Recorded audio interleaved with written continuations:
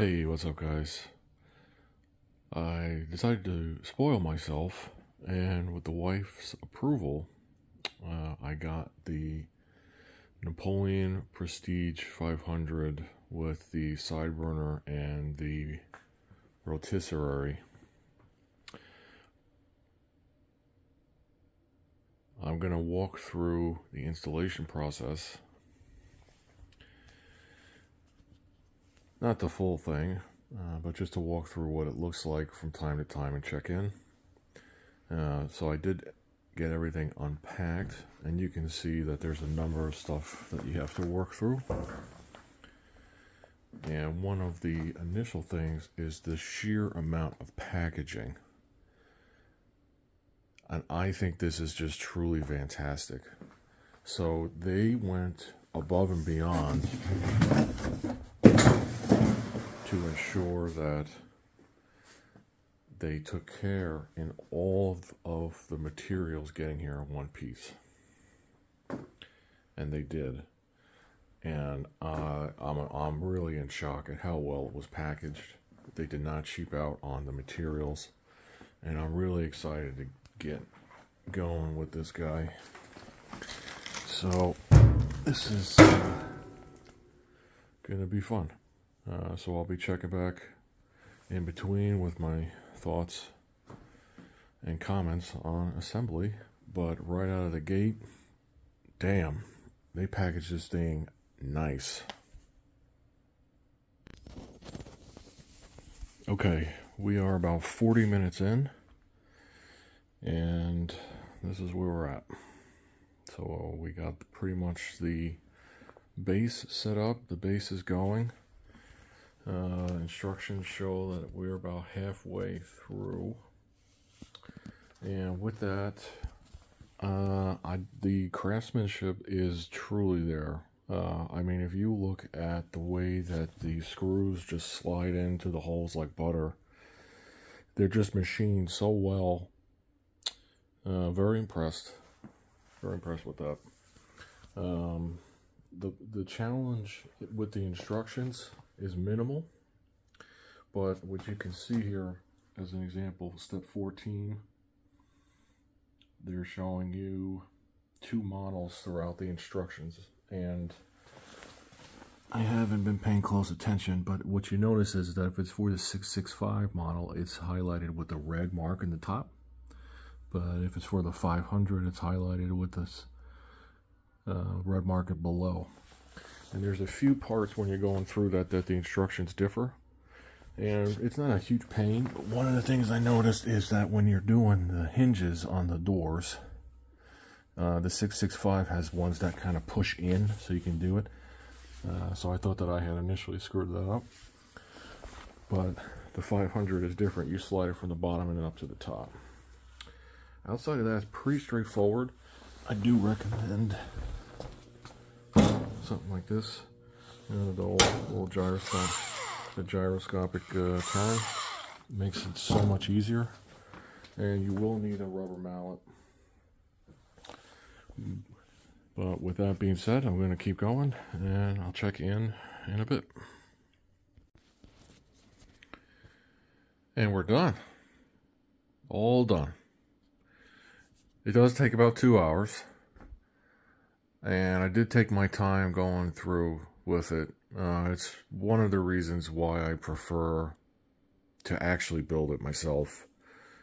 It gives me an idea of what I bought, but it also helps kind of personalize it, I think. And with the way everything is today, can you really... I don't know. For something like this, I just wanted, for this amount of money for a grill, I wanted to put it together myself.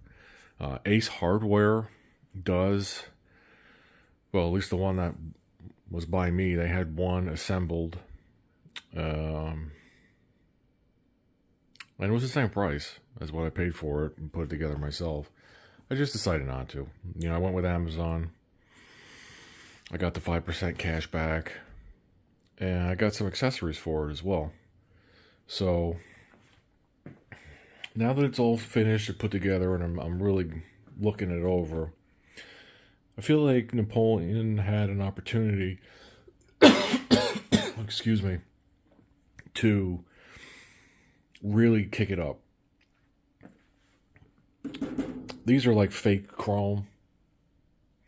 You know, the door handles are like fake chrome.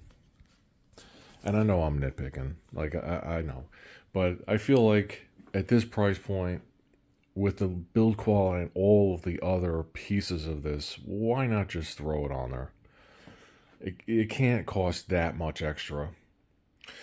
But anyway, you got your booze carrier right here. I love that. I'm coming from a 5-burner Charbroil, and you have way more space on the sides for prepping and cooking and whatnot. So it was always a pain in the ass. You know, you got your meats here getting ready to go on the grill, and you got your beer going, and you got to make sure that you don't spill the beer and all that. So I think now that's going to really kind of take care of that with the little beer koozie area there. That's cool. The only things that I really had challenges with is the fact that the doors are not entirely closed. And I don't mean that the doors don't close. The doors close fine. And they actually have a, like, you got to actually pull on them to open the door. It's not. But the doors themselves have a gap. Is it the end of the world? No. I don't really care about that. But you can adjust it. I just don't think I'm ever going to do it. They're just doors. The other thing is, the instructions were talking about clips, but I didn't have any clips in my, anywhere, any of the bags, so whatever. I could call support and get clips and tie it here, but I'm not going to do that. One of the things that I really like is that they, initially I thought I was going to have to put a screw because you got a screw hole up here, but they're actually magnets. And it's pretty it's on there. It uses 3 D batteries. I don't really know anybody who still uses D batteries for anything, but when the lights go out, you're going to be going to Costco and getting yourself some D batteries. And then they got this other item here, which I think is for the... I don't know what the hell it's for. But this also has a magnet, and that clips along the side. So I'm not sure if that's the igniter piece for the IR burner on the side IR burner. But I like that it has the little hooks. I like the amount of space in here, and I like the build quality. It really is a difference between the Charbroil. And the only reason why I got rid of the Charbroil, I loved the Great Grill, is it just kept rusting out. Like, I'm just replacing grates, and I'm replacing the temperature gauge. Went on me 2 times. Burner tubes.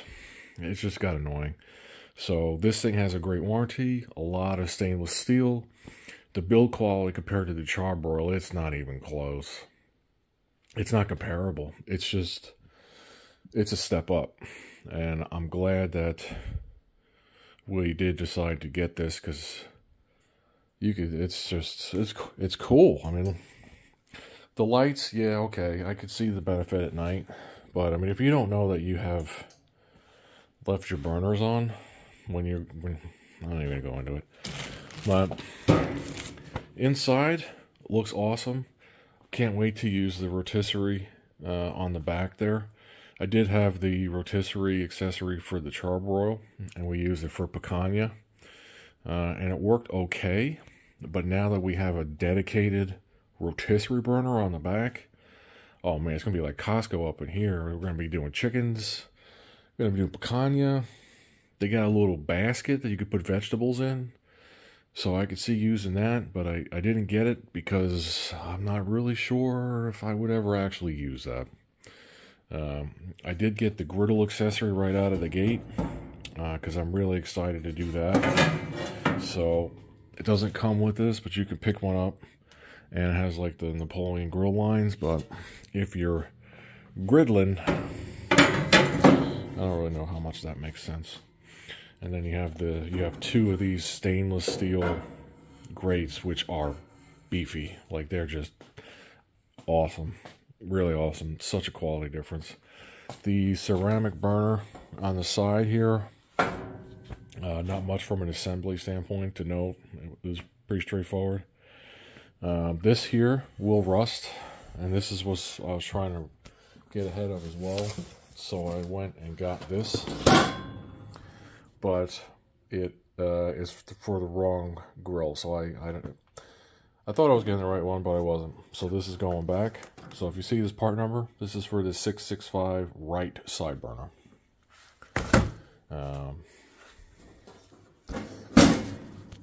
Got a IR.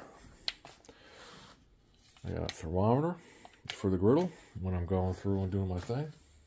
And then I got a griddle toolkit, just some basic stuff to get going with that. And all said and done, really pleased with the quality. And my first impression of it is that all of the reviews and connotations around the Napoleon brand, I haven't used it yet, but I'm starting to feel like it's all true. So when I start using it, I'll post another video. First, second impressions, actually getting it going. Thanks for checking out my video. Have a great day.